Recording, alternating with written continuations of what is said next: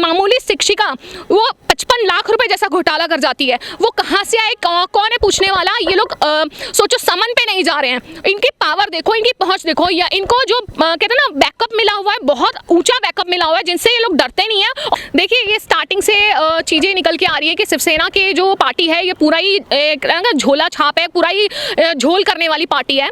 Firstly तो बाला साहेब ठाकरे जिन्होंने अपनी इमेज इतनी अच्छी बनाई थी, जो कि उनके बेटे ने पूरी ज़मीन में कहते हैं ना दाग तार कर दी है, पूरी मिट्टी में मिला दी है उनकी इज्जत को। तो शिवसेना के जो कहते हैं ना, शिवसेना की पार्टी में पहले उनकी शिवसेना का भी नाम उठा, उद्धव ठाकरे जी का, उनके बेटे का, और फिर उनकी बीवी का, और उसके बाद उनके जो एमएलएज हैं, और एक एमएलए नहीं है, इनके बहुत सारे एमएलए जिनकी बीवी और एमएलए खुद उनमें इसमें इन घोटालों में इन्वॉल्व हैं, और इन्होंने लाखों का नहीं करोड़ों का घोटाला किया है। सर वो देखिए गीले जूते से तो पिटाई तब करेंगे ना जब उनका ये झूठा होगा। एक्चुअल में ना जहाँ पे आग लगी होती है धुआं भी वहीं पे उठता है। कोई भी ईडी मूर्ख नहीं है। ईडी को सब पता होता है कि कहाँ से क्या चीजें हो रही हैं, कहाँ से क्या गतिविधियां हो रही हैं। ईडी समन कर रही है। समन करना किसी को कोई छोटी मोटी बात नहीं है। कुछ एविडेंस कलेक्ट किया होगा, कुछ तो चीजें, कुछ प्रूफ मिला होगा उनको, तभी उन्होंने समन किया है उनको। क्या उद्धव सरकार या उद्धव जो प्रशासन है ये चुप है? क्यों चुप है? इनको जेल क्यों नहीं भेजते हो? ये इतने बड़े बड़े लोग पब्लिक का पैसा खा रहे हैं, लोग कैसे कैसे मिडिल क्लास लोग इनको टैक्स पे करते हैं। बिल्कुल सर, देखिए संजय राउत दूसरों को बोलने वाला, दूसरों की औरतों पे, दूसरों के कहते हैं ना दूसरों की बेटियों को उल्टा सीधा बोलने वाला, जिसको औरतों की इज्जत करनी बिल्कुल नहीं आती है, हरामखोर बोलने वाला जैसे, और ना जाने कितने गंदे वर्ड्स यूज़ करता है। मैं तो उस वर्ड्स को यूज़ भी नहीं कर सकती, वो इतना गंदा आदमी है। ठीक है, खुद की बीवी को जब समन हुए हैं तो एक्चुअल में उसकी औकात असले से बाहर आ गई होगी।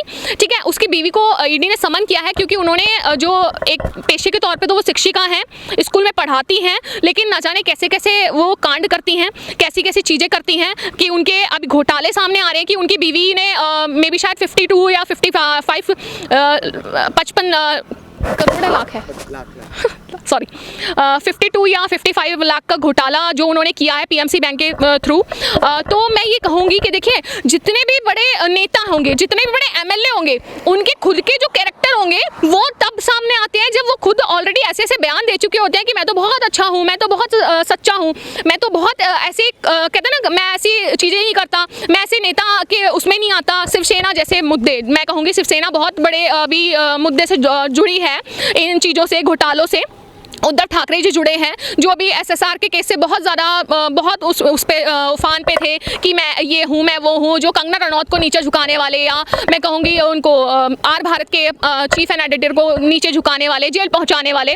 तो ये सारे उन्हीं के कहते हैं ना टट्टू हैं, सारे के सारे ये उन्हीं के दलाल हैं, जो कि कहते हैं पैसा कहीं नहीं जा रहा है, ये सारा घूम फिर के शिवसेना के बैंक में ही आना है, शिवसेना के मुद्दों में ही जाना है। शिवसेना जितने भी घपलेबाजी करती है, शिवसेना जितने भी जालसाज करती है, ये सारा पैसा, जनता का पैसा उन्हीं चीज़ों में लगना है, उन्हीं चीज़ों में इनको ऐड करना है। बस वो है ना कि घोटालों के जरिए पता चल रहा है। पीएमसी बैंक के थ्रू, क्या पीएमसी बैंक है, बहुत बड़ा बैंक है बैंक, और सबसे बड़ी बात आरबीआई से रिलेटेड बैंक है। तो मतलब इन चीज़ों का आरबीआई को भी नहीं पता चल रहा कि इतने बड़े बड़े घोटाले हो जाते हैं और इतनी बड़ी बड़ी चीज़ें हो जाती हैं। क्या उद्धव सरकार या उद्धव जो प्रशासन है ये चुप है? क्यों चुप है? इनको जेल क्यों नहीं भेजते हो? ये इतने बड़े बड़े लोग पब्लिक का पैसा खा रहे हैं, लोग कैसे कैसे मिडिल क्लास लोग इनको टैक्स पे करते हैं, कैसे कैसे इन लोगों की डिमांडों को पूरा करते हैं हम लोग, कैसे कैसे हम लोग अपना घर चला रहे हैं क्या, और ये लोग घोटाले पे घोटाले करे जा रहे हैं। इनको डकार भी नहीं आ रही है, मतलब इनकी बीवियां उसमें ऐशो आराम में जी रही हैं, और हम लोग क्या कर रहे हैं यहाँ पे। सर वो देखिए गीले जूते से तो पिटाई तब करेंगे ना जब उनका ये झूठा होगा।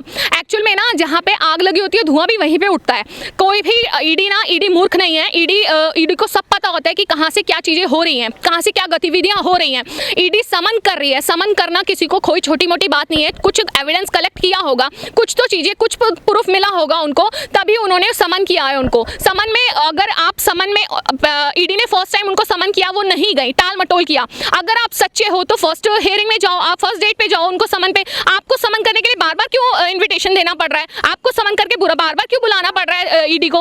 अगर आप सच्चे हो आप अपनी बीवी को भेजो ना, आप खुद भी जाओ, इनफैक्ट अपनी अपनी बीवी के साथ में, आप खुद भी उनके बातों के आंसर दो। आप अगर ईडी आपसे अगर 12 घंटे या 24 घंटे आपसे पूछताछ करती है, 2 घंटे पूछताछ कर रही है, आप उनके सही सही बातों के आंसर दोगे तो आप ठीक ही निकलोगे। आप कोई चोर तो हो नहीं जो भाग रहे हो, या आप भीगे जूते उठा के मारने वाली तो बात ही नहीं है। क्योंकि अगर भीगे जूते उठा के मारने वाले हो तो यहाँ पे आप इशारा कहाँ पे कर रहे हो? आप या तो ईडी पे कर रहे हो या बीजेपी को कर रहे हो, क्योंकि आपको शिवसेना पे तो कुछ मुद्दा उठाना नहीं है, आपने कुछ तो बोलना नहीं है। आप अगर आप सोच रहे हो कि भीगे जूते उठा के मारोगे बीजेपी को तो वो उल्टा जीतो आपके मुंह पे आएगा। अगर ईडी को मारोगे तो सर आपकी बीवी अभी बैठी हुई है, भीगे जूतों मारने वाली बात छोड़ दो आप। देखिए ये स्टार्टिंग से चीज़ें निकल के आ रही है कि शिवसेना के जो पार्टी है ये पूरा ही एक झोला छाप है, पूरा ही झोल करने वाली पार्टी है। फर्स्टली तो बाला साहेब ठाकरे जिन्होंने अपनी इमेज इतनी अच्छी बनाई थी, जो कि उनके बेटे ने पूरी ज़मीन में कहते हैं ना दाग तार कर दी है, पूरी मिट्टी में मिला दी है उनकी इज्जत को। तो शिवसेना के जो कहते हैं ना, शिवसेना की पार्टी में पहले उनकी शिवसेना का भी नाम उठा, उद्धव ठाकरे जी का, उनके बेटे का, और फिर उनकी बीवी का, और उसके बाद उनके जो एमएलएज हैं, और एक एमएलए नहीं है, इनके बहुत सारे एमएलए जिनकी बीवी और एमएलए खुद उनमें इसमें इन घोटालों में इन्वॉल्व हैं, और इन्होंने लाखों का नहीं करोड़ों का घोटाला किया है। तो ये पूरी पार्टी एक दूसरे से लिप्त है, एक दूसरे जालसाज फंसे हुए हैं। कोई अगर कहते हैं ना उद्धव ठाकरे जी के पास बहुत सारा ऐसा पैसा आ गया जो उनके पास रखने के लिए जगह नहीं है, वो अपने एमएलए को भेज देते हैं। ठीक है, एक एमएलए के पास पूरी पूर्ति हो जाती है, वो अपनी बीवी को पास छोड़ देता है, बीवी की पूर्ति हो जाती है तो वो दूसरे एमएलए के पास चला जाता है। सेम वही एमएलए घूमकर, उनकी बीवियां घूमकर, सारा पैसा उन्हीं के बेटे, उन्हीं के एमएलए, उन्हीं की बीवियों के अंडर में आ जाता है, और वो पता चलता है ईडी को बाद में। ठीक है, ये घोटाले हो चुके हैं, अब तक जितने भी घोटाले सामने आए हैं, कोई भी ऐसा घोटाला नहीं जो नहीं हुआ है, वो हो चुका है। ये पैसे को हजम कर चुके हैं, और इस पैसे को खाने के बाद भी इनकी डकारें नहीं आई अभी तक। न जाने कितने ऐसे घोटाले हैं जो अभी ईडी पता लगाना बाकी है, क्योंकि एक एमएलए नहीं है इनकी पार्टी में, बहुत सारे एमएलए, बहुत सारे ऐसे नेता हैं जो खाओ कमाओ ऐसे लोग जो इनका चलता आ रहा है पहले से। देखिए संजय राउत तो टिप्पणी क्या, उसका तो जुबान जब खुलती है वही गंद में खुलती है।